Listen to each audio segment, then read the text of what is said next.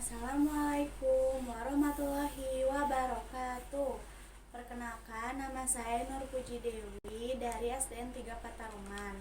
Saya akan membacakan puisi.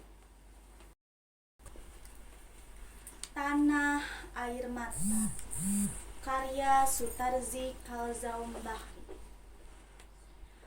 Tanah air mata, tanah tumpah darah. Mata air, air mata kami.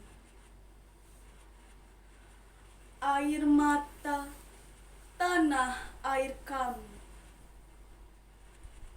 Disinilah kami berdiri, menyanyikan air mata kami. Di balik gembur subur tanahmu, kami simpan perih kami. Di balik etalase megah gedung-gedungmu, kami coba sembunyikan derita kami. Kami coba simpan nestapa, kami coba kuburkan duka lara, tapi perih tak bisa sembunyi. Ia merebak kemana-mana. Bumi memang tak sebatas pandang, dan udara luas menunggu. Namun kalian takkan bisa menyingkir.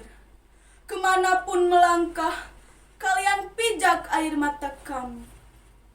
Kemanapun terbang, kalian hinggap di air mata kami. Kemanapun berlayar, kalian arungi air mata kami.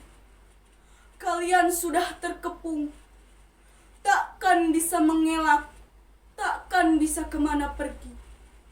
Menyerahlah pada kedalaman air mata kami. Terima kasih. Wassalamualaikum warahmatullahi wabarakatuh.